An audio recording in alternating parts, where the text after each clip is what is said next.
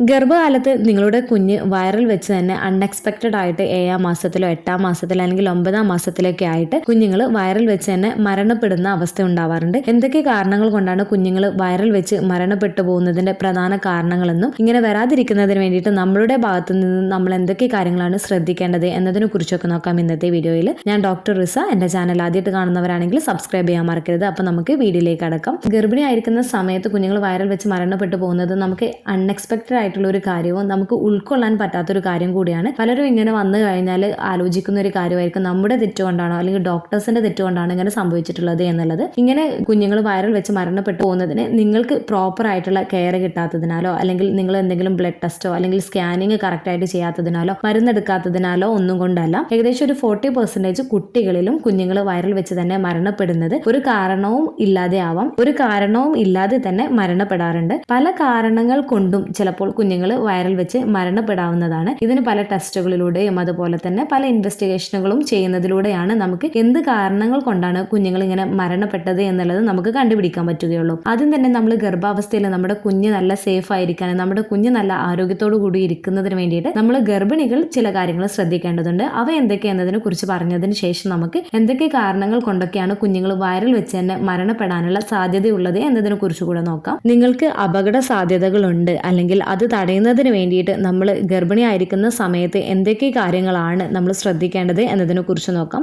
ആദ്യത്തേത് റെഗുലർ ആയിട്ടുള്ള prenatal checkup ആണ്. ഗർഭിണിയുടെയും കുഞ്ഞിന്റെയും ആരോഗ്യം വിലയിരുത്തുന്നതിന് വേണ്ടിയിട്ട് റെഗുലർ ആയിട്ടുള്ള പ്രീനാറ്റൽ ചെക്കപ്പ് നിങ്ങൾ മിസ് ചെയ്യാണ്ട് തന്നെ നിങ്ങൾ പോവേണ്ടത് അത്യാവശ്യമായിട്ടുള്ള ഒരു കാര്യമാണ്. ഈ ഒരു സമയത്ത് അമ്മയുടെയും കുഞ്ഞിന്റെയും ആരോഗ്യം ഡോക്ടേഴ്സ് വിലയിരുത്തുന്നുണ്ട്. ഈ ഒരു സമയത്ത് എന്തെങ്കിലും റിസ്ക് ഒക്കെ ഉണ്ട് എന്നുണ്ടെങ്കിൽ അതിനനുസരിച്ചിട്ട് ഡോക്ടേഴ്സ് ട്രീറ്റ്മെന്റ് പ്ലാനും കാര്യങ്ങളും ചെയ്യുകയും ചെയ്യുന്നതാണ്. അടുത്തത് കുഞ്ഞിന്റെ ചലനങ്ങളാണ്. കുഞ്ഞിന്റെ ചലനങ്ങൾ നിങ്ങൾ ശ്രദ്ധിക്കേണ്ടതാണ്. ഏകദേശം ഒരു 5 മാസത്തിന്റെ പകുതി അല്ലെങ്കിൽ അവസാനത്തോടു കൂടെ മിക്ക ഗർഭിണികൾക്കും നല്ല പോലെ തന്നെ കുഞ്ഞിന്റെ അനക്കം കിട്ടി തുടങ്ങുന്നതാണ്. ഏകദേശം 28 ആഴ്ചയ്ക്ക് ശേഷം ഗർഭിണികളോട് ഡോക്ടേഴ്സ് കുഞ്ഞിന്റെ അനക്കം നല്ല രീതിയിൽ തന്നെ ചെക്ക് ചെയ്യാൻ പറയാറുണ്ട്. ഫീറ്റൽ കിക്ക് കൗണ്ട് രേഖപ്പെടുത്താൻ പറയാറുണ്ട്. ഫീറ്റൽ കിക്ക് കൗണ്ട് എങ്ങനെയാണ് ചാർട്ട് ചെയ്യേണ്ടത് എന്നുള്ളതിന്റെ ഡീറ്റെയിൽ ആയിട്ടുള്ള വീഡിയോ മുൻപ് ചെയ്തിട്ടുണ്ട്. അപ്പോൾ അറിയാത്തവർക്ക് വേണ്ടിയിട്ട് ആ ഒരു വീഡിയോ കാണാവുന്നതാണ്. പ്രധാനമായിട്ടും ശ്രദ്ധിക്കേണ്ടത് രാവിലെയും ഉച്ചയ്ക്കും വൈകിട്ടും നിങ്ങൾ കുഞ്ഞിന്റെ അനക്കം ശ്രദ്ധിക്കുക. നിങ്ങൾ ഭക്ഷണമൊക്കെ കഴിച്ച് 1 മണിക്കൂർ ലെഫ്റ്റ് സൈഡിലേക്ക് നിങ്ങൾ റിലാക്സ് ആയിട്ട് കിടക്കുന്നതിന് വേണ്ടിയിട്ടും അതിനുശേഷം നിങ്ങൾ കുഞ്ഞിന്റെ അനക്കം ശ്രദ്ധിക്കുക. 1 മണിക്കൂറിനുള്ളിൽ ഏകദേശം നിങ്ങൾക്ക് ഒരു 3 അനക്കമെങ്കിലും കുഞ്ഞിന്റെ കിട്ടേണ്ടതാണ്. അതിൽ കുറവാണ് നിങ്ങൾക്ക് കിട്ടുന്നത് എന്നുണ്ടെങ്കിൽ 2 മണിക്കൂർ നിങ്ങൾ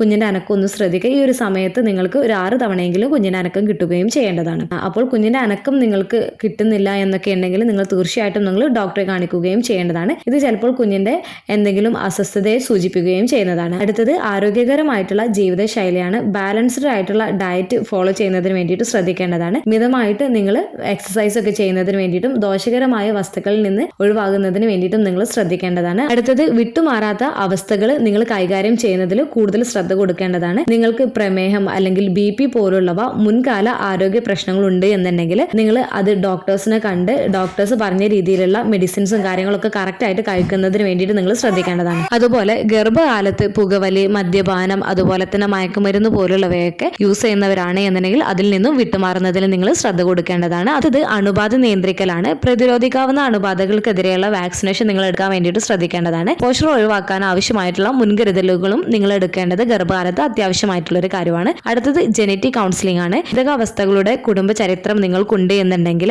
അതുപോലെ തന്നെ അമ്മയ്ക്ക് മാതൃപ്രായം കൂടുതലാണ് എന്നുണ്ടെങ്കിലും ജനറ്റിക് കൗൺസിലിംഗ് പരിഗണിക്കുന്നതാണ്. അടുത്തത് ഫസ്റ്റ് പ്രഗ്നൻസിയിൽ കുഞ്ഞുങ്ങൾ വയറിൽ വെച്ച് മരണപ്പെട്ടു പോയിട്ടുണ്ട് എന്നുണ്ടെങ്കിൽ അത് അറിയുന്നതിന് വേണ്ടിയിട്ട് എന്തുകൊണ്ടാണ് എന്നുള്ളതിന് വേണ്ടിയിട്ട് ടെസ്റ്റുകളും ഇൻവെസ്റ്റിഗേഷനുകളും ചെയ്യേണ്ടതാണ്. എങ്കിൽ മാത്രമാണ് നമുക്ക് ആ ഒരു സെക്കൻഡ് പ്രഗ്നൻസിയിൽ അത് വരാതിരിക്കുന്നതിന് വേണ്ടിയിട്ടുള്ള കാര്യങ്ങൾ നമുക്ക് മുൻകൂട്ടി ചെയ്യാൻ കഴിയുകയുള്ളൂ. അപ്പോൾ ഈ കാര്യവും നിർബന്ധമായിട്ടും നിങ്ങൾ ശ്രദ്ധിക്കുകയും ചെയ്യേണ്ടതാണ്. ഫസ്റ്റ് പ്രഗ്നൻസിയിൽ ഇങ്ങനെ സംഭവിച്ചിട്ടുള്ളവരാണ് എന്നുണ്ടെങ്കിൽ അതുപോലെ ഡോക്ടേഴ്സ് നിങ്ങൾക്ക് എന്തൊക്കെ മെഡിസിൻസ് ആണ് കഴിക്കാൻ വേണ്ടിയിട്ട് നൽകിയിട്ടുള്ളത് അവയൊക്കെ കറക്റ്റ് ആയിട്ട് കഴിക്കുന്നതിന് വേണ്ടിയിട്ടും എന്തെങ്കിലും ടെസ്റ്റും കാര്യങ്ങളും എക്സ്ട്രാ പറഞ്ഞിട്ടുണ്ട് എന്നുണ്ടെങ്കിൽ അതൊക്കെ ചെയ്യുന്നതിന് വേണ്ടിയിട്ടും നിങ്ങൾ ശ്രദ്ധിക്കുകയും ചെയ്യേണ്ടതാണ്. ഈ പറഞ്ഞ കാര്യങ്ങളൊക്കെ നിങ്ങൾ ശ്രദ്ധിക്കുകയാണ് എന്നുണ്ടെങ്കിൽ ആരോഗ്യപരമായിട്ടുള്ള ഒരു പ്രഗ്നൻസി നിങ്ങൾക്ക് മുന്നോട്ട് കൊണ്ടുപോകാൻ കഴിയുന്നതാണ്. എന്തൊക്കെ കാരണങ്ങൾ കൊണ്ടൊക്കെ ആവാം കുഞ്ഞുങ്ങൾ വയറിൽ വെച്ച് ഇങ്ങനെ പെട്ടെന്ന് മരണം സംഭവിക്കുന്നതിന്റെ കാരണങ്ങൾ എന്നതിനെ കുറിച്ച് നോക്കാം. നമുക്ക് ആദ്യത്തേത് മാതൃആരോഗ്യ പ്രശ്നങ്ങളെ കുറിച്ച് നോക്കാം. നമുക്ക് ഉയർന്ന രക്തസമ്മർദ്ദമാണ്. ഉയർന്ന രക്തസമ്മർദ്ദം ഉള്ള ഗർഭിണികളാണ് എന്നുണ്ടെങ്കിൽ പ്ലാസന്റയിലേക്കുള്ള രക്തയോട്ടം കുറക്കുകയും ഇത് കുഞ്ഞിന് കറക്റ്റ് ആയിട്ടുള്ള ഓക്സിജനും കാര്യങ്ങളും കിട്ടാതെ വരുന്ന സമയത്ത് കുഞ്ഞുങ്ങൾ ഫീറ്റൽ ഡിസ്ട്രസിലേക്ക് പോവുകയും കുഞ്ഞുങ്ങളുടെ മരണത്തിന് കാരണമാവുകയും ചെയ്തേക്കാം. നിങ്ങൾക്കിപ്പോൾ BP യോ ഷുഗറൊക്കെ ഉണ്ട് എന്ന് വിചാരിച്ചിട്ട് ഞാൻ ഈ പറയുന്ന കാര്യങ്ങൾ കേട്ടിട്ട് ടെൻഷൻ ആവാൻ വേണ്ടിയിട്ടല്ല പറയുന്നത്. നിങ്ങൾ ഇവയൊക്കെ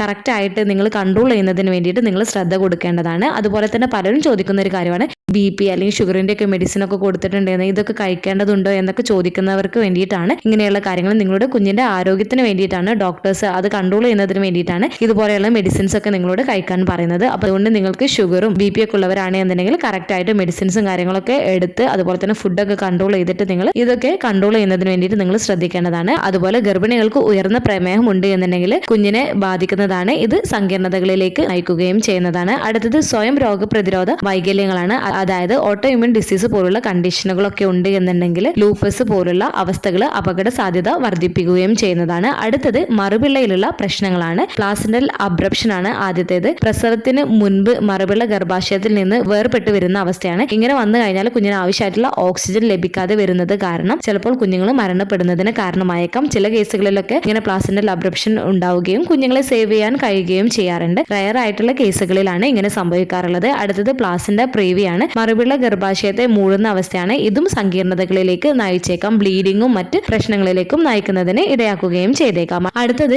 ഇൻഫെക്ഷൻസ് ആണ്. Rubella, cytomegalo virus, toxoplasmosis, syphilis എന്നിവ മറുപിള്ളയെ കടന്ന് കുഞ്ഞിന് ദോഷം ചെയ്യുന്നതിന് കാരണമായേക്കാം. അടുത്തത് യൂട്രൈൻ അബ്നോർമാലിറ്റീസ് ആണ്. ഫൈബ്രോയിഡ്, ബൈകോറിനേറ്റഡ് യൂട്രസ് അല്ലെങ്കിൽ സ്ട്രക്ചറൽ ആയിട്ടുള്ള ഇഷ്യൂസ് ചിലപ്പോൾ സ്പേസിനെയും അതുപോലെ തന്നെ പ്രോപ്പർ ആയിട്ടുള്ള കുഞ്ഞിന്റെ ഗ്രോത്തിനെയും ഇത് എഫക്ട് ചെയ്യുന്നതിന് കാരണമായേക്കാം. അടുത്തത് ഗർഭിണികൾ ഗർഭകാലത്ത് കൂടുതലായിട്ട് പുകവലിക്കുന്നത്, മദ്യപാനം, മയക്കുമരുന്ന് ഉപയോഗം എന്നിവ കുഞ്ഞിന്റെ ആരോഗ്യത്തിന് ദോഷം ചെയ്യുന്ന ഒന്നുകൂടെയാണ്. അടുത്തത് ഫീറ്റൽ ഫാക്ടേഴ്സ്. എന്തൊക്കെ കാരണങ്ങൾ കൊണ്ടാണ് കുഞ്ഞുങ്ങൾ വയറിൽ വെച്ച് മരണപ്പെടുന്നതിനുള്ള സാധ്യതകൾ എന്തൊക്കെയാണെന്ന് നോക്കാം. ക്രോമസോമൽ അബ്നോർമാലിറ്റീസ് ആണ്. ഡൗൺ സിൻഡ്രം, ട്രൈസോമി 18, മറ്റു ക്രോമസോം വ്യതിയാനങ്ങൾ എന്നിവ ഡൗൺ സിൻഡ്രം, ട്രൈസോമി 18, മറ്റു ക്രോമസോമൽ വ്യതിയാനങ്ങൾ എന്നിവ ലൈഫുമായിട്ട് പൊരുത്തപ്പെടുന്നതിനും കുഞ്ഞിന്റെ ഡെവലപ്മെന്റൽ പ്രോബ്ലംസിനും ഇടയാക്കുകയും ഇത് കുഞ്ഞിന് വയറിൽ വെച്ചൊക്കെ മരണപ്പെടുന്നതിന് കാരണമാവുകയും ചെയ്തേക്കാം. അടുത്തത് ജന്മനായുള്ള വൈകല്യങ്ങളാണ്. കൺജനൈറ്റൽ മാൽഫോർമേഷന്, ഹൃദയ വൈകല്യങ്ങൾ, ന്യൂറൽ ട്യൂബ് വൈകല്യങ്ങൾ, മറ്റ് ജനന വൈകല്യങ്ങൾ എന്നിവ കുഞ്ഞിന് ദോഷം ചെയ്തേക്കാം. അടുത്തത് പൊക്കിൾ കൊടിയിൽ ഉണ്ടാവുന്ന പ്രശ്നങ്ങളാണ്. കുഞ്ഞുങ്ങളുടെ കഴുത്തിൽ ടൈറ്റ് ആയിട്ട് പൊക്കിൾ കൊടി നല്ല ടൈറ്റ് ആയിട്ട് ചുറ്റിയിട്ടുണ്ട്. ഇത് കാരണം കുഞ്ഞിലേക്കുള്ള ഓക്സിജൻ സപ്ലൈ ഒക്കെ കുറയുകയാണ്. അല്ലെങ്കിൽ കുഞ്ഞിന്റെ ഹെഡോ അല്ലെങ്കിൽ എന്തെങ്കിലുമൊക്കെ കാരണം അത് പൊക്കിൾ കൊടി കംപ്രസ് ചെയ്യുകയാണ് എന്നുണ്ടെങ്കിൽ ഇത് കുഞ്ഞിലേക്കുള്ള ബ്ലഡ് സർക്കുലേഷൻ ഒക്കെ കുറക്കുന്നതിന് കാരണമാവുന്നതാണ്. ഇത് കുഞ്ഞിന് കൂടുതൽ കോംപ്ലിക്കേഷൻസ് ഉണ്ടാക്കുന്നതിന് കാരണമാവുകയും അതുപോലെ തന്നെ വയറിൽ വെച്ച് കുഞ്ഞുങ്ങൾ മഷിയിട്ട് കഴിഞ്ഞാൽ അത് ആസ്പിറേറ്റ് ചെയ്തത് കാരണവും കുഞ്ഞുങ്ങൾക്ക് വയറിൽ വെച്ച് മരണം സംഭവിക്കുന്നതിന് ഇടയാക്കുന്നതാണ്. അടുത്തത് ഇൻട്രാ യൂട്രൈൻ ഗ്രോത്ത് റെസ്ട്രിക്ഷൻ ആണ്. വിവിധ കാരണങ്ങൾ കൊണ്ട് കുഞ്ഞിന്റെ വളർച്ചാ നിയന്ത്രണം ഗർഭാവസ്ഥയിൽ ശരിയായ രീതിയിൽ വളരുന്നതിനെ തടസ്സപ്പെടുത്തുന്നതാണ്. ഇതും കുഞ്ഞുങ്ങൾക്ക് കൂടുതലായിട്ടുള്ള കോംപ്ലിക്കേഷൻസ് ചില കേസുകളിൽ ഉണ്ടാക്കാറുണ്ട്. ഇതും കുഞ്ഞുങ്ങൾ വയറിൽ വെച്ച് കുഞ്ഞുങ്ങൾക്ക് മരണം സംഭവിക്കുന്നതിന് ഇടയാക്കാറുണ്ട്.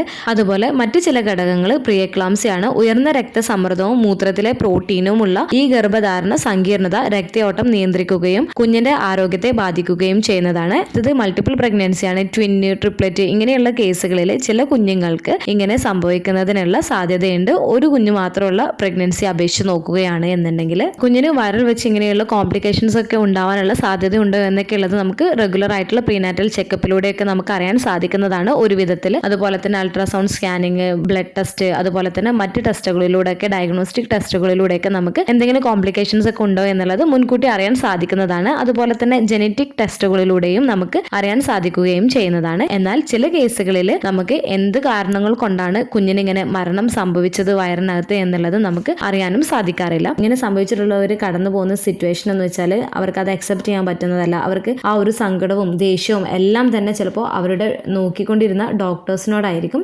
ഡോക്ടേഴ്സ് ട്രീറ്റ് ചെയ്യുന്ന ഡോക്ടേഴ്സിനും ഇതേ സങ്കടം തന്നെയായിരിക്കും നിങ്ങൾക്കുള്ളത് പോലെ തന്നെയായിരിക്കും ഉണ്ടാവുന്നത്. എന്തുകൊണ്ടാണ് സംഭവിച്ചിട്ടുള്ളത് എന്നാണ് നമ്മൾ കണ്ടുപിടിക്കേണ്ടത്. എന്നാൽ മാത്രമാണ് നമുക്ക് നെക്സ്റ്റ് പ്രഗ്നൻസിയിൽ ഇങ്ങനെ സംഭവിക്കാതിരിക്കുന്നതിന് സഹായിക്കുകയുള്ളൂ. അപ്പോൾ പല കാരണങ്ങൾ കൊണ്ട്, പല റീസൺസ് കൊണ്ട് ഇങ്ങനെ സംഭവിക്കുന്നതാണ്. അപ്പോൾ എന്താണ് എന്നുള്ളതാണ് നമ്മൾ കണ്ടുപിടിക്കേണ്ടത് പിന്നീടുള്ള പ്രഗ്നൻസിയിൽ അങ്ങനെ വരാതിരിക്കുന്നതിന് വേണ്ടിയിട്ട്. പ്രഗ്നൻസി പീരീഡിൽ നിങ്ങൾക്ക് എന്ത് തന്നെ അസാധാരണമായിട്ട് കാണുകയാണ് എന്നുണ്ടെങ്കിൽ തീർച്ചയായിട്ടും നിങ്ങൾ മറ്റുള്ളവരോട് ഉപദേശം ചോദിച്ചുകൊണ്ടിരിക്കാണ്ട് നിങ്ങൾ ഉടൻ തന്നെ നിങ്ങൾ മാക്സിമം പെട്ടെന്ന് തന്നെ ഡോക്ടറെ കാണിക്കുന്നതിന് വേണ്ടിയിട്ട് നിങ്ങൾ ശ്രദ്ധിക്കേണ്ടതാണ്. പ്രഗ്നൻസി സമയത്ത് പ്രമേഹം, BP, അതുപോലെ തന്നെ ഇൻഫെക്ഷൻസും കാര്യങ്ങളൊക്കെ മിക്ക ഗർഭിണികളും ഫേസ് ചെയ്യുന്ന ഒരു പ്രശ്നം തന്നെയായിരിക്കും. ഇങ്ങനെയുള്ളവരൊക്കെ ഈ ഒരു വീഡിയോ കേട്ടിട്ട് ടെൻഷൻ ആവേണ്ട കാര്യമില്ല. എന്താന്ന് വെച്ചാൽ നമുക്ക് ഇതൊക്കെ കൺട്രോൾ ചെയ്യാൻ പറ്റുന്നൊരു കാര്യമാണ്. നമുക്കത് കൺട്രോൾ ചെയ്യുകയാണ് എന്നുണ്ടെങ്കിൽ ഇങ്ങനെയുള്ള കാര്യങ്ങളൊക്കെ നമുക്ക് അവോയ്ഡ് ചെയ്യാൻ സാധിക്കുന്നതാണ്. നമുക്ക് കൺട്രോൾ ചെയ്യാൻ പറ്റാത്ത രീതിയിലാണ് നമ്മുടെ ഷുഗറും BP ഒക്കെ ഉണ്ട് എന്നുണ്ടെങ്കിൽ ഇങ്ങനെയുള്ള കോംപ്ലിക്കേഷൻസ് ഉണ്ടാവാനുള്ള സാധ്യതയും കൂടുതലാണ്. ഈ ഒരു വീഡിയോ നിങ്ങൾക്ക് യൂസ്ഫുൾ ആയിട്ട് തോന്നിയിട്ടുണ്ടെന്നുണ്ടെങ്കിൽ മറ്റുള്ളവർക്കും കൂടെ ഷെയർ ചെയ്ത് കൊടുക്കുക. അടുത്തൊരു വീഡിയോയിൽ കാണുന്നത് വരെ ബൈ.